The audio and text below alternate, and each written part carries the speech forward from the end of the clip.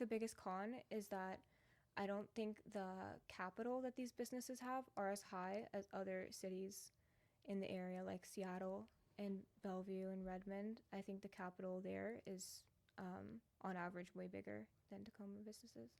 Yeah, my Christmas Tacoma's like they always like they start doing good. They game in them, and it's like all of Yeah. a sudden like bam, nothing. Like Yes. it's like they're going like this and they just stop. Yeah. Like just keep Yeah. on going, right? And then Hmm. they'll sputter around for a couple of years, then it gets restarted again. Like there's no consistency, I guess. What I'm trying to Yeah. say. I've seen that too. But I've also seen a lot of businesses that have done really well in Tacoma and then moved on to like Seattle, and Yeah, they're in the flow of things. yeah. And then so what's your pros and cons for Seattle? Seattle, And when I say Seattle, I'm combining yeah. I'm combining Seattle and Bellevue together.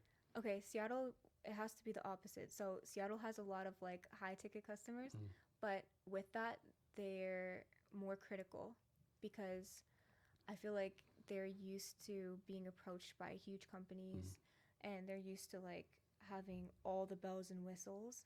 And so you kind of have to get over that hurdle of like, please hear me out. And then once they hear you out, then like the pro is that their budgets are usually much bigger mm. and they have more ability to do things with that.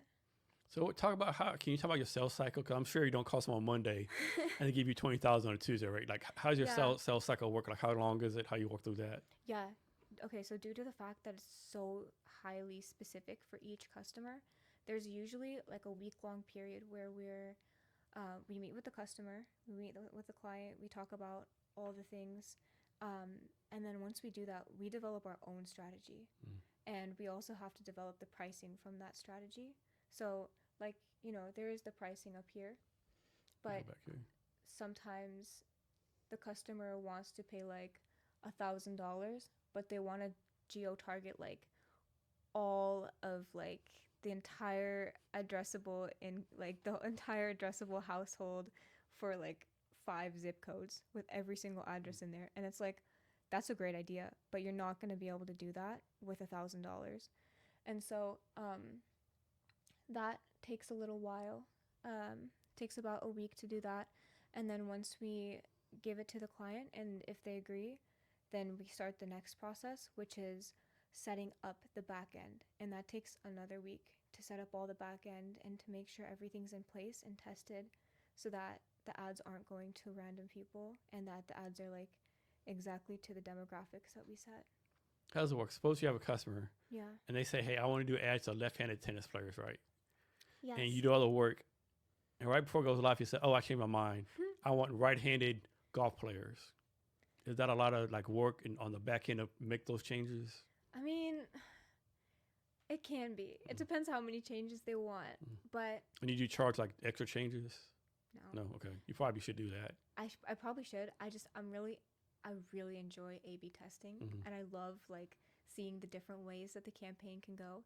So if they want it changed, I think the thing that takes the most amount of time setting it up is like getting the ads to the correct like placements and making sure that they're the correct size is for the correct placement. So there's different sizes that are like optimum for mobile device um, for different viewing and different types of like websites or apps that are connected.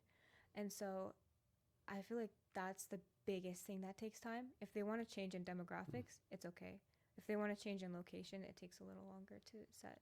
So for those who don't know, explain A/B testing, why people should do it, and what's the purpose of it. Yeah, sure. So A/B testing is when you have one goal for an ad, but do it, you submit the ad in two different formats.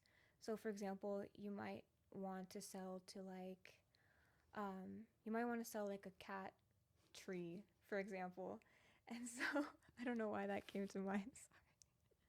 And so you might like create one ad that has these types of pictures and these types of like sayings, and you might have another ad that's completely different, but both ads are trying to sell that same cat tree. And so whichever one does better, like this, and this worked from this ad. And what I would recommend is doing multiple sets of these. So, like for example, for Toyota Camrys, Mm. those are really fun. I've done a campaign like that before where we were trying to sell a specific type of car, and we did a bunch of different campaigns for different demographics, and we saw like what worked with which demographic, and then from there you can just continue to like optimize your experience